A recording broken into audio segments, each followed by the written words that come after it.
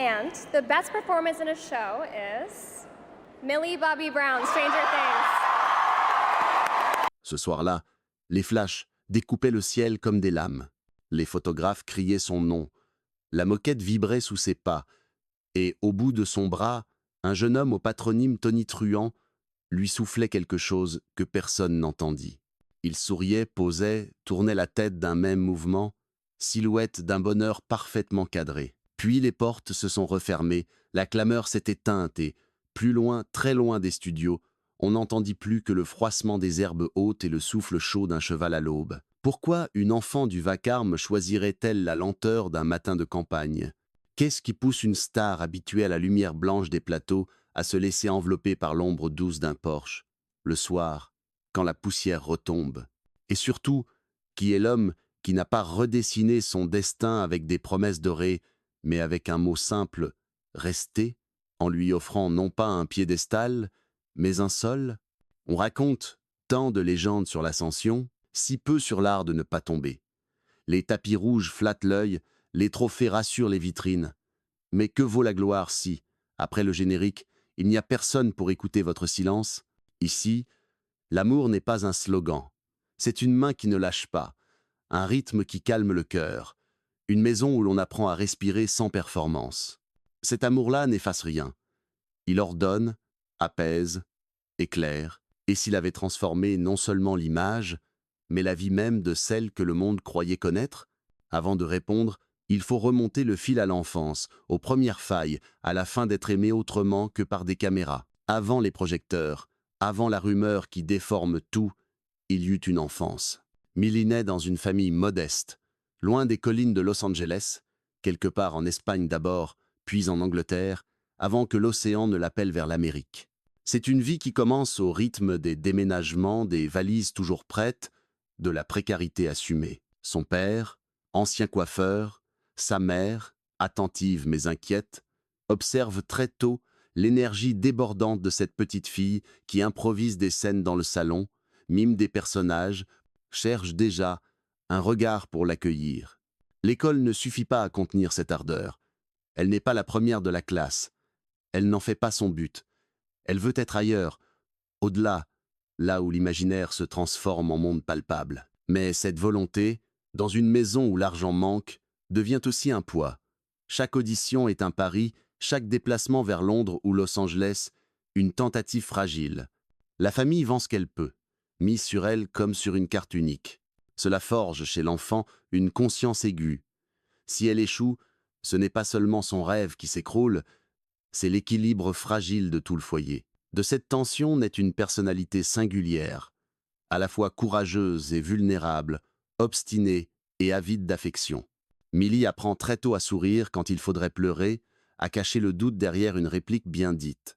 Elle se fait une armure de discipline, mais derrière demeure une soif simple, être reconnue, être aimée pour ce qu'elle est, et pas seulement pour le rôle qu'elle joue. Les longues attentes au casting, les regards condescendants, les refus parfois humiliants deviennent son quotidien. Pourtant, chaque échec la rapproche d'une certitude, elle n'abandonnera pas.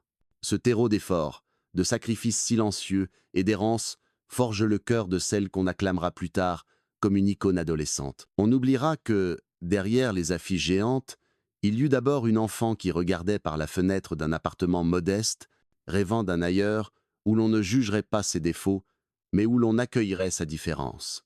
Cet ailleurs, elle le trouvera un jour, mais il lui manquera encore quelque chose, non plus l'approbation du public, mais une présence capable de tenir sa main quand les lumières s'éteindront. La gloire ne l'a pas attendue, elle l'a happée. À 12 ans à peine, Millie Bobby Brown entre dans les foyers du monde entier avec Stranger Things. Sa voix encore enfantine, son crâne rasé pour le rôle d'Eleven, ses yeux chargés d'une intensité déroutante. En quelques épisodes, elle devient le symbole d'une génération. Les critiques s'inclinent, les magazines s'arrachent son image. On parle d'elle comme d'un miracle de jeu, d'un talent qui transcende l'âge. Winona Ryder, partenaire de plateau, dira un jour « Millie possède cette vérité rare qu'aucune école n'enseigne. Elle est née pour jouer. » Mais derrière l'éclat, une mécanique implacable se met en marche. Les tapis rouges s'enchaînent, les contrats publicitaires affluent, la mode s'empare de son visage encore juvénile.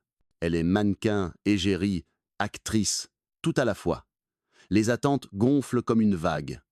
Toujours plus de projets, toujours plus d'apparitions. À 15 ans, elle figure déjà dans le classement des jeunes personnalités les plus influentes du monde, posant à côté de politiciens, côtoyant des icônes de la musique. L'enfant a cédé la place à une image. Cette reconnaissance fulgurante nourrit un double vertige. D'un côté, la fierté immense d'une famille qui a tout sacrifié, de l'autre, la solitude croissante d'une adolescente qui n'a pas le droit de trébucher. Les plateaux se vident la nuit, les hôtels se ressemblent, les messages sur les réseaux deviennent aussi violents qu'admiratifs. Dans la lumière, elle rayonne.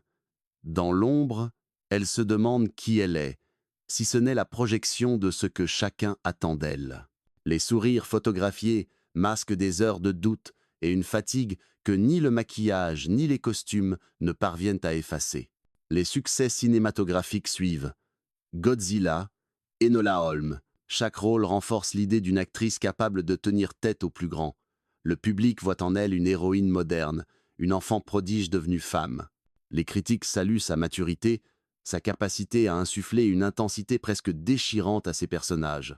Mais personne ne veut vraiment entendre l'autre versant.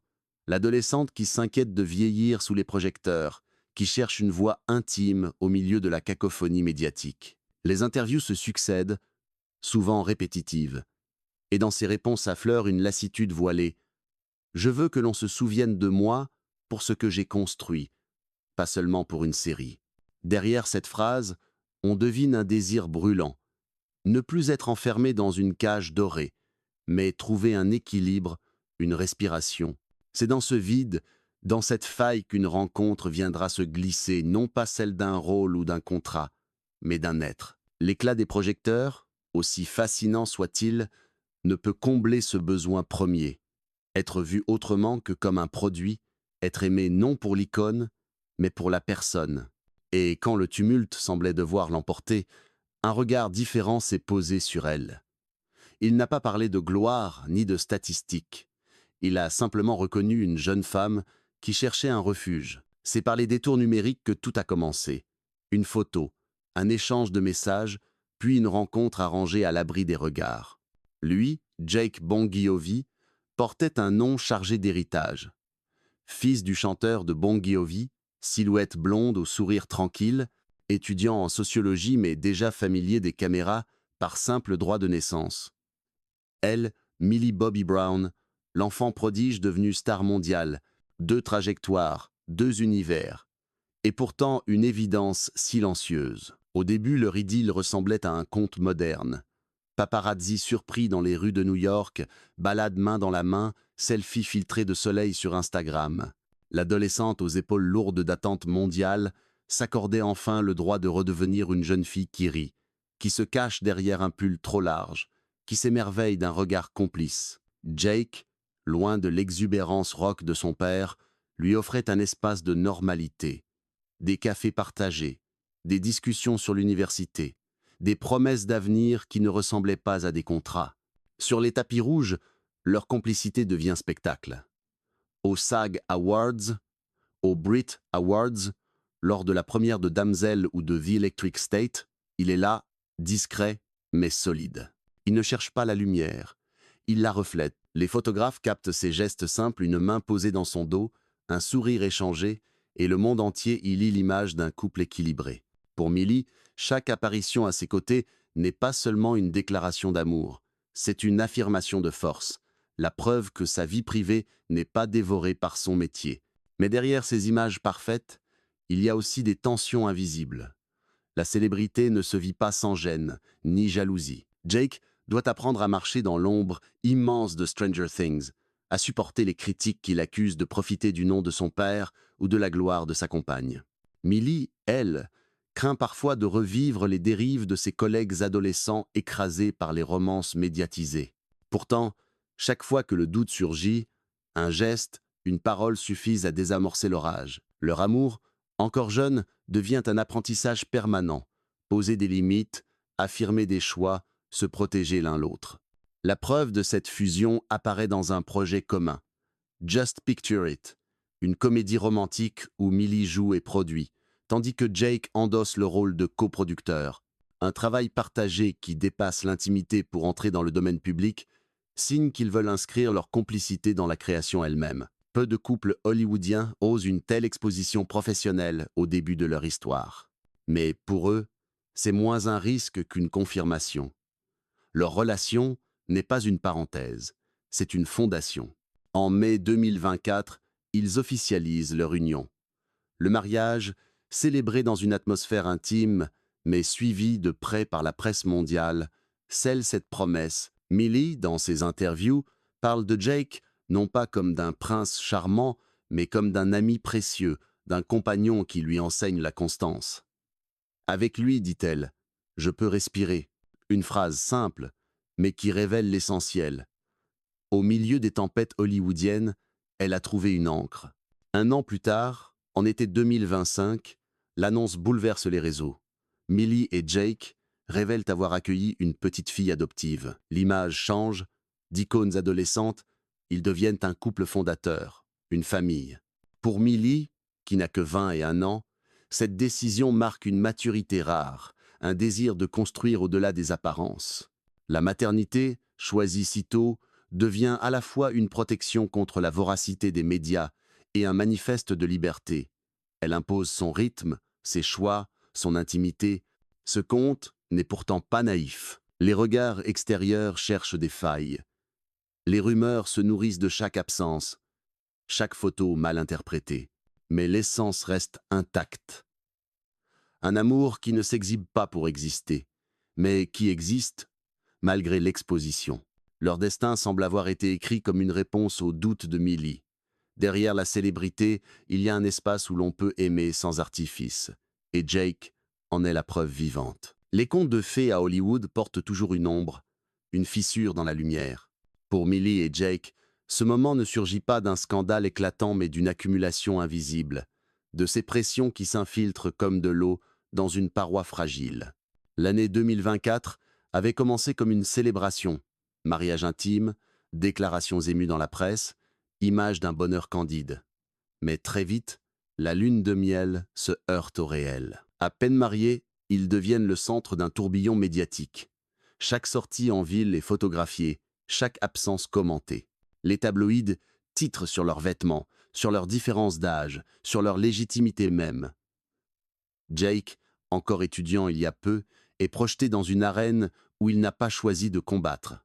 On l'accuse de « fils à papa », de profiter du nom de son père et de la gloire de sa femme. Ces attaques ne sont pas frontales, mais elles creusent, elles usent. Millie, qui a grandi dans le regard des foules, sait ce que ces blessures invisibles peuvent faire. Elle tente de protéger Jake, mais, ce faisant, elle s'expose davantage. Les réseaux sociaux deviennent une zone de tension. Chaque publication de Millie avec Jake attire une avalanche de commentaires. Certains félicitent, d'autres insinuent, beaucoup jugent. Une photo d'eux en vacances déclenche des débats interminables sur sa jeunesse volée par un mariage trop tôt. Jake, de son côté, se mure parfois dans le silence, refusant l'exposition permanente. Le couple apprend à gérer ses contradictions. Mais les soirs d'hôtel, après une première ou une interview, l'air se charge d'une fatigue sourde, celle de devoir justifier un amour. Puis survient la décision qui change tout. En été 2025, Millie et Jake annoncent l'adoption d'une petite fille. Au lieu de l'apaisement attendu, cette révélation soulève un ouragan médiatique. Les critiques fusent, trop jeunes, trop occupés, pas préparés. Les journaux creusent, cherchent la faille. Certains insinuent que ce choix n'est qu'une opération d'image, un moyen de façonner un récit de maturité. Pour Millie, qui vit ce moment comme un accomplissement intime, ses soupçons sont un coup brutal. Elle voulait célébrer la vie, elle se retrouve jugée comme dans un tribunal d'opinion. Les soirées deviennent plus lourdes. Jake tente de la rassurer, mais lui aussi encaisse. L'ombre de son nom célèbre plane toujours. Peut-on bâtir une identité autonome sous le poids d'un père rocker adulé? Les comparaisons ne cessent de l'enfermer. Millie, de son côté, porte sur ses épaules non seulement sa carrière florissante d'Amsel, The Electric State, les projets en cascade, mais aussi cette nouvelle image de jeune épouse, de mère adoptive. Les rôles s'accumulent. Actrice, productrice, entrepreneuse, militante pour la cause animale, épouse, mère, chaque rôle exige, chacun réclame une perfection impossible. Dans une interview accordée à Vanity Fair, Millie laisse échapper une phrase « Tout paraît si léger, mais parfois c'est un poids que personne ne voit ». La confession, discrète, résonne comme une fissure. Ceux qui l'entendent comprennent, derrière l'éclat, la lutte continue. Les journées passées sur le tournage, les nuits blanches avec un enfant en bas âge, les messages incessants de fans ou de critiques créent une tension palpable. Leur maison en Géorgie, censée être un havre, devient un bastion à défendre. Le couple affronte même des attaques plus sournoises. Rumeurs d'infidélité colportées sans preuve, insinuations sur une possible séparation. Dans le vacarme, la vérité s'étiole. Millie répond par le silence, Jake aussi. Mais ce mutisme, s'il les protège un temps, alimente encore davantage la machine des spéculations. Le public, qui les avait idéalisés comme symboles d'amour simple et moderne, les observe désormais comme une énigme.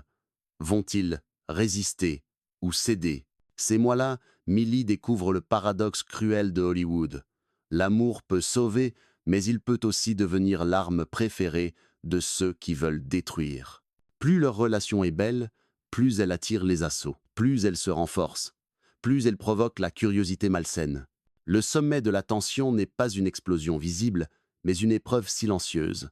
Tenir debout malgré le vacarme, protéger une flamme menacée par le vent. Et pourtant, au cœur de ce tumulte, une vérité demeure. Chaque soir, dans la maison de Géorgie, quand les volets se ferment et que le silence retombe, il y a encore deux jeunes adultes qui se tiennent la main. La biographie publique les déchire, mais leur quotidien intime les recolle. C'est là, dans cette discrétion, que se joue leur survie. Quand une histoire d'amour se mêle à la célébrité, rien n'appartient plus tout à fait au protagoniste. Les mois qui suivent l'adoption bouleversent la perception publique de Millie et Jake. Les journaux People s'acharnent, trop jeunes, trop pressés, trop exposés. Certains éditorialistes rappellent les échecs célèbres d'autres couples d'Hollywood, insistant sur la malédiction des mariages précoces. Chaque mot écrit dans la presse devient une écharde plantée dans leur quotidien. La famille de Jake, pourtant habituée à la médiatisation, se retrouve également sous les projecteurs. Le nom Bon Jovi attire autant qu'il condamne. La comparaison avec son père, les accusations de népotisme, les critiques sur son rôle dans la carrière de Millie deviennent monnaie courante. Jake, qui cherchait une existence en retrait, doit soudain prendre position. On le pousse à répondre, il choisit de se taire. Ce silence, aux yeux des tabloïds, est une confirmation. Pour Millie, c'est un acte de résistance. Dans les cercles hollywoodiens, l'effet est ambivalent. Certains voient en Millie une figure de maturité et de courage, capable d'assumer à 20 ans ce que d'autres fuient à 40. D'autres, au contraire, l'accusent d'avoir sacrifié sa jeunesse et ses choix d'actrice au profit d'un rôle de mère prématuré. Des producteurs hésitent, craignant que son image familiale n'éclipse sa puissance de star. Les projets se négocient désormais avec cette équation délicate. Comment concilier le visage public d'une héroïne avec celui d'une jeune épouse rangée? Les réseaux sociaux, eux, deviennent un champ de bataille. Des milliers de fans la soutiennent, saluent sa force, l'érigent en modèle de femme moderne. Mais autant d'internautes la critiquent, dissèquent ses choix, s'acharnent sur le moindre détail. Une robe jugée trop sobre, un sourire trop forcé, une absence remarquée lors d'une cérémonie, tout se transforme en argument pour ou contre son bonheur. Millie, consciente de cette surveillance permanente, apprend à se protéger. Elle partage moins, filtre davantage, construit un mur invisible entre son intimité et l'œil du public. La conséquence la plus lourde, est intérieure. Cette tension constante forge chez elle une nouvelle sensibilité. Dans des interviews plus rares, elle parle de l'art comme refuge. Ses projets prennent une teinte différente. Elle cherche des rôles où la fragilité et la résilience se mêlent, comme si elle voulait transposer à l'écran ses propres contradictions. L'art ne se contente plus de la révéler, il devient une arme pour survivre. Jake, en parallèle, se concentre sur des activités de production, cherchant à prouver que sa place n'est pas une faveur, mais un choix de travail. Dans le cercle intime, la famille élargie joue un rôle crucial. Les parents de Millie, témoins de ses sacrifices depuis l'enfance, la soutiennent dans ses décisions. Ils défendent son image auprès des médias, rassurent leur fille en lui rappelant que sa valeur ne se mesure pas aux unes des tabloïds. Ce réseau de protection devient indispensable pour amortir les coûts. Mais même avec ces soutiens, le couple reste en première ligne. Chaque déplacement devient une stratégie. Apparaître ensemble ou séparés, sourire ou se taire, tout est calculé. La société, quant à elle, réagit avec une curiosité presque sociologique. Des articles analysent le couple comme symbole d'une nouvelle génération. Des jeunes qui refusent les codes, qui s'inventent une famille hors du calendrier imposé, qui osent mêler carrière et intimité. D'autres les utilisent comme contre-exemple pour démontrer les excès d'une époque où tout va trop vite. Cette polarisation, loin de les détruire, finit par renforcer leur identité. Ils deviennent malgré eux un miroir des débats contemporains sur la célébrité, l'amour et la jeunesse. Et dans ce vacarme, une vérité persiste. Ils continuent d'avancer, peu être fragilisés, peu être transformés, mais encore debout. L'onde de choc ne les a pas brisés. Elle a révélé leur capacité à résister. Là où beaucoup attendaient l'effondrement, ils tracent leur chemin. Souvent dans l'ombre, parfois dans la lumière, mais toujours ensemble. On dit souvent que Hollywood dévore ses enfants, que la gloire trop tôt transforme l'amour en marchandise et les couples en vitrine. Pourtant, l'histoire de Millie Bobby Brown et de Jake Bongiovi dessine un autre chemin, fragile mais singulier. Leur union, si scrutée, si commentée, devient malgré eux un symbole, celui de deux jeunes adultes qui refusent de laisser le vacarme définir leur intimité. À travers leur parcours, une leçon se dégage. L'amour peut être à la fois un refuge et un moteur. Millie, enfant prodige devenue femme, a trouvé dans Jake non pas une échappatoire mais une ancre. Jake, héritier d'un nom écrasant, découvre auprès d'elle une légitimité personnelle qui dépasse son patronyme. Ensemble, ils affirment qu'il est possible d'aimer sans renoncer, de construire sans se perdre, de rester debout face à l'avidité des regards. Ce que leur histoire transmet au-delà des polémiques, c'est la valeur de la constance. Dans un monde où les relations se consumant à la vitesse des rumeurs, ils choisissent la patience, l'apprentissage, la co-création. Leur maison en Géorgie, loin des projecteurs, n'est pas un repli mais une déclaration. Vivre autrement, cultiver une intimité qui nourrit au lieu d'épuiser. C'est peu, être là leur héritage le plus précieux, plus encore que les films ou les tapis rouges. Et si demain leur parcours devait bifurquer, il resterait déjà quelque chose. L'image d'une jeune femme qui a osé aimer pleinement malgré le poids d'un monde qui exigeait sa perfection. L'image d'un couple qui, au lieu de se briser sous la pression, a choisi de bâtir. Une image qui dit aux spectateurs derrière leurs écrans « L'amour, même à Hollywood, peut encore être vrai ». Car au fond, la question n'était pas de savoir si Millie Bobby Brown allait réussir sa carrière, elle l'a déjà prouvé. La question était, pouvait-elle trouver une lumière qui ne s'éteint pas quand les caméras se taisent? La réponse, pour l'instant, tient dans un prénom chuchoté dans une maison de campagne, dans un rire partagé loin des micros, dans une main serrée un soir de doute. La réponse s'appelle tout simplement « aimer ».